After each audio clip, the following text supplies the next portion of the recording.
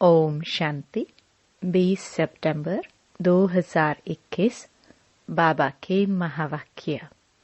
मीठे बच्चे, बाप आए हैं तुम्हें ऐसे श्रेष्ठ कर्म सिखलाने जिससे तुम 21 जन्म की बादशाही का वर्षा ले सको, अटल अखंड राज्य के मालिक बन सको। प्रश्न: गृहस्थियों और सन्यासियों के किस एक सिद्धांत में बहुत बड़ा अंतर है? उत्तर: गृहस्थियों का सिद्धांत है कि भगवान जरूर किसी न किसी रूप में आएगा, और सन्यासियों का सिद्धांत है कि ब्रह्म को याद करते करते ब्रह्म में लीन हो जाएंगे। अब बाप समझाते हैं, ब्रह्म में कोई लीन नहीं होता। आत्मा अमर है, वह लीन कैसे होगी? भगवान यदि आएगा तो जरूर टीचर बनकर शिक्षा देगा, प्रेरणा से तो ज्ञान नहीं देगा ना। गीत। तुम्हें पाके हमने। ओम शांति। मीठे मीठे रूहानी बच्चों ने यह गीत सुना।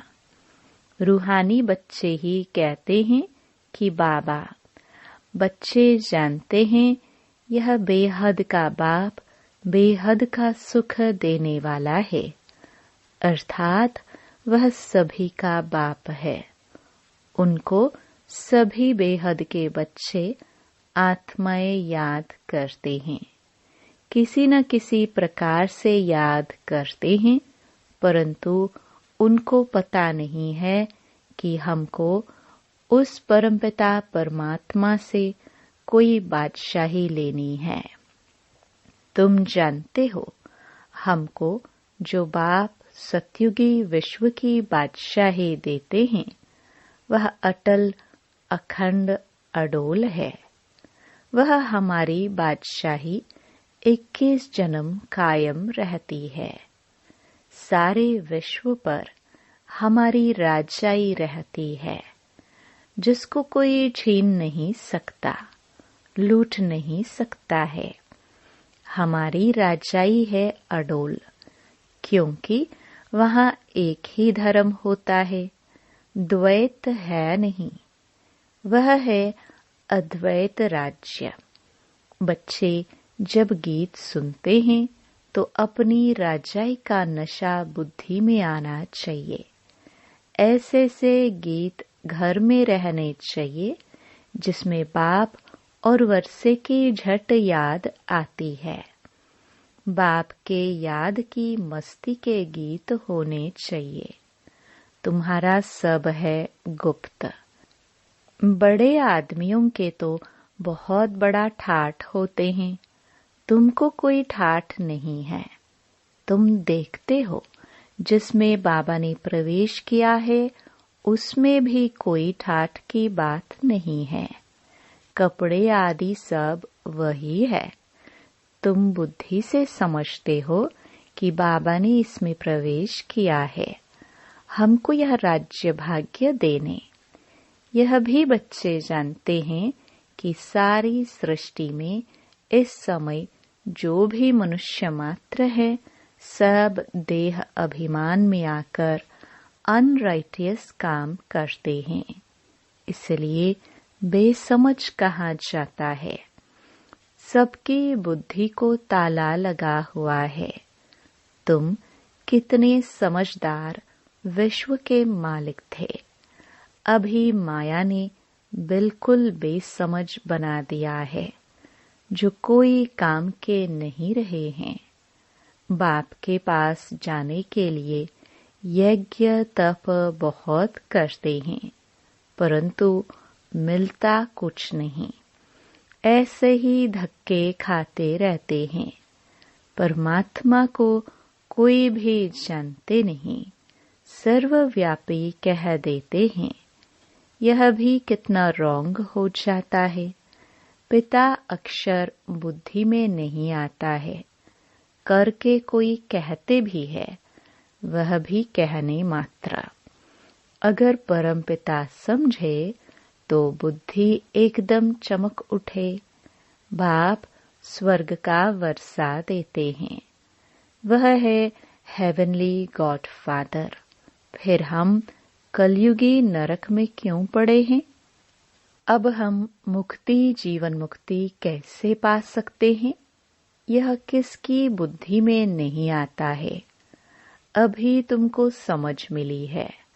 बाबा ने हमको यह स्मृति दिलाई है। जब नई दुनिया, नया भारत था तो हमारा राज्य था। एक ही मत, एक ही भाषा, एक ही महाराजा महारानी थे। सतयुग में महाराजा महारानी, त्रेता में राजा रानी कहा जाता है। फिर द्वापर में वाम मार्ग शुरू होता है। फिर हर एक के कर्मों पर मदार है। कर्मों अनुसार एक शरीर छोड़ दूसरा लेते हैं। अभी बाप कहते हैं, मैं तुमको ऐसे कर्म सिखाता हूँ जो 21 जन्म बादशाही पाते रहेंगे। भल वहाँ भी हद का बाप मिलता है, परंतु वहाँ यह ज्ञान नहीं रहता कि यह राजाई का वर्षा बेहद के बाप का दिया हुआ है। फिर द्वापर से रावण राज्य शुरू होता है तो विकारी संबंध हो जाता है। फिर जैसे जैसे कर्म वैसा फल मिलता है। देवता वाम मार्ग में चले जाते हैं। फिर सत्युग का सब खलास हो जाता है। फिर कर्मोनुसार जन्म लेते हैं। भारत में पूज्य राजाए थे तो पुजारी राजाए भी थे। सतयुग में राजा रानी और प्रजा सब पूज्य होते हैं। फिर जब द्वापर में भक्ति शुरू होती है तो यथा राजा रानी तथा प्रजा पुजारी बन जाते हैं। बड़े राजा जो सूर्यवंशी थे वही पुजारी बन जाते हैं। फिर वैश्य वंशी बन जाते हैं। अभी तुम वाइसलेस बनते हो। उसकी प्रारब्ध फिर 21 जन्म चलती है। फिर भक्ति मार्ग शुरू होता है। जो जो पूज्य देवी देवता होकर गए हैं उन्हों के मंदिर बनाकर उनकी पूजा करते हैं। यह सिर्फ भारत में ही होता है। यह 84 जन्मों की कहानी जो बाप सुनाते हैं यह भी भारतवासियों के लिए है। और धर्म वाले आते ही बाद में हैं। फिर तो वृद्धि होते होते ढेर के ढेर हो जाते हैं। वैरायटी भिन्न भिन्न देवी देवताओं की रस्म रिवाज थी, वह भारत के गुरुओं की नहीं है। आधा कल्प रावण राज्य शुरू होने से सारी रस्म रिवाज ही बदल जाती है। फिर पूज्य से पुजारी बन जाते हैं। पूजा भी पहले अव्यभिचारी एक शिव की करते हैं, उनके मंदिर बनाते हैं। फिर लक्ष्मी नारायण के बनाएंगे। एक ने लक्ष्मी नारायण का मंदिर बनाया तो दूसरा भी बनाएंगे। फिर राम सीता के मंदिर बनाने लग पड़ेंगे। फिर कलयुग में देखो गणेश, हनुमान, चंडिका देवी आदि आदि के अनेक देवियों के चित्र बनाते रहते हैं। भक्ति मार्ग के लिए सामग्री भी चाहिए ना। जैसे बीज कितना छोटा होता है, झाड़ कितना बड़ा होता है, वैसे भक्ति का विस्तार हो जाता है। ढेर के ढेर शास्त्र बनाए जाते हैं। अब बाप बच्चों को कहते हैं, यह भक्ति मार्ग की सामग्री सब खत्म होनी है। अब मुझ बाप को याद करो। भक्ति का प्रभाव भी बहुत है ना। कितनी खूबसूरत है। नाच तमाशा गायन कीर्तन आदि कितना खर्चा करते हैं। अभी बाप कहते हैं, मुझ बाप और वर्षे को याद करो। आदि सनातन धर्म को याद करो। अनेक प्रकार की भक्ति तुम जन्म जन्मांतर करते आए हो। गृहस्थ धर्म वाले ही भक्ति शुरू करते हैं। सन्यासियों को तो भक्ति नहीं करनी है। यज्ञ तप दान पुण्य तीर्थ आदि यह सब गृहस्थियों का काम है, न कि सन्यासियों का। वह है ही निवृत्ति मार्ग वाले। उन्हों के लिए कायदा है, घर बार छोड़ जाए जंगल में रहना और ब्रह्म तत्व को याद करना। वह है ही तत्व ज्ञानी ब्रह्म ज्ञानी। तत्व अथवा ब्रह्म को ही ईश्वर कह देते हैं। जैसे भारतवासी असल में हैं आदि सनातन देवी देवता धर्म के, परंतु हिंदुस्तान में रहते हैं तो अपना धर्म हिंदू समझ लिया है। वैसे सन्यासी भी आत्माओं के रहने के स्थान तत्व को परमात्मा समझ लेते हैं। ब्रह्म व तत्व को ही याद करते हैं। वास्तव में सन्यासी जब सतो प्रधान हैं तो जंगल में जाकर रहते हैं शांति में। ऐसे नहीं कि उन्हों को ब्रह्म में जाकर लीन होना है। बाप कहते हैं, यह उन्हों का मिथ्या ज्ञान है। लीन कोई हो नहीं सकते। आत्मा तो अविनाशी है ना, वह कैसे लीन हो सकती है। भक्ति मार्ग में कितना माथा कोटते रहते हैं। फिर कहते, भगवान कोई न कोई रूप में कभी आकर मिलेगा। अब कौन राइट। वह कहते, ब्रह्म से योग लगाकर ब्रह्म में लीन हो जाएंगे। गृहस्थी वाले कहते कि भगवान किसी न किसी रूप में आएगा, पतितों को पावन बनाएगा। ऐसे नहीं कि ऊपर से प्रेरणा द्वारा ही सिखलाएंगे। टीचर घर बैठे प्रेरणा करेगा क्या? प्रेरणा अक्षर है नहीं। प्रेरणा से कोई काम नहीं होता। भल शंकर की प्रेरणा से विनाश कहा जाता है, परंतु है यह ड्रामा की नोंद। उन्हों को यह मुसल आदि बनाने ही है, प्रेरणा की बात ही नहीं है।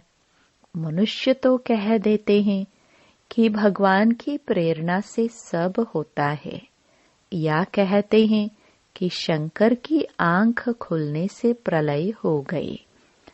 यह सब कहानियां हैं, अर्थ कुछ भी नहीं समझते हैं। किसके भी मंदिर में जाएंगे तो कहेंगे अच्युतम केशवम, अर्थ कुछ नहीं समझते। कोई भी अपने बड़ों की महिमा नहीं जानते हैं।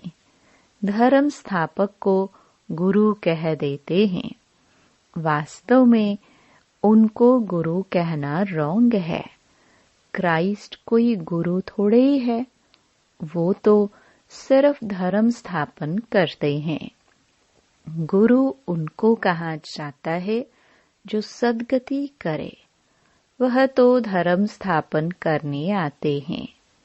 उनके पिछाड़ी उनकी वंशावली आती है।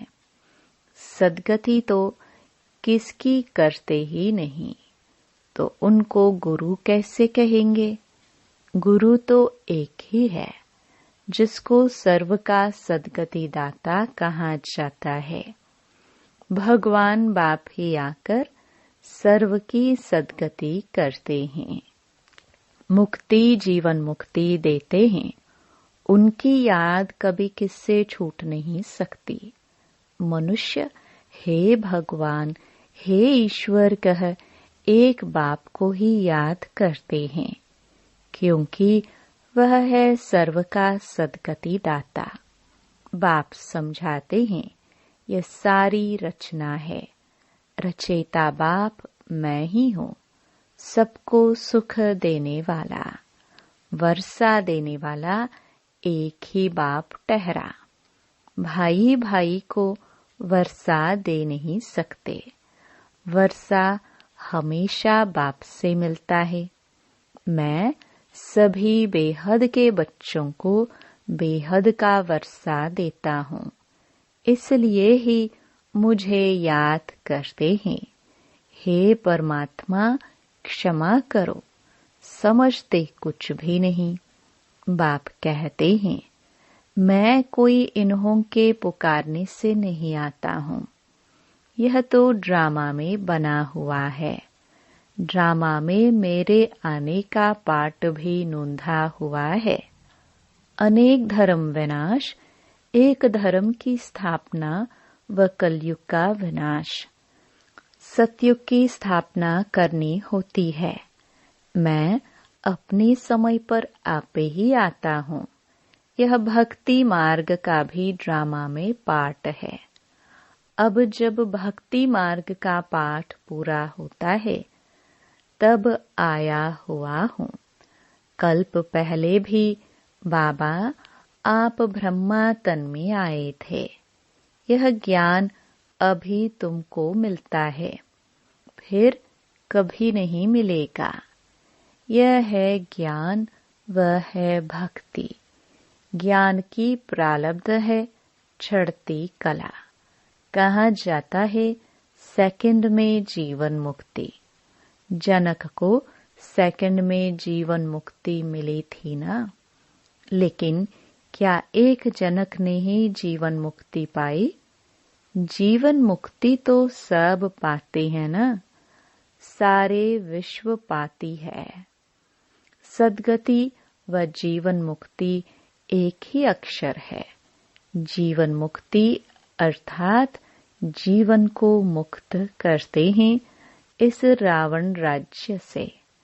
बाबा जानते हैं बच्चों की कितनी दुर्गति हो गई है, बिल्कुल दुखी हो गए हैं। उन्हों की फिर सद्गति होनी है। पहले मुक्ति में जाकर फिर जीवन मुक्ति में आएंगे, शांति धाम से फिर सुख धाम में आएंगे। यह चक्र का राज बाप ने समझाया है। बाप कहते हैं इस समय सारे सृष्टि का झाड़ जड़जड़ी भूत तमो प्रधान हो गया है, इसलिए कोई भी अपने को आदि सनातन देवी देवता धर्म का समझते नहीं है। आदि सनातन देवी देवता धर्म के थे, क्योंकि देवता ये पवित्र थे। हम अपवित्र पतित अपने को देवता कैसे कहलाए? इसलिए कहा जाता है इन विकारों को छोड़ते जाओ। यह विकार आदि आधा कल्प से रहे हैं। अब एक जन्म में इनको छोड़ना, इसमें मेहनत लगती है।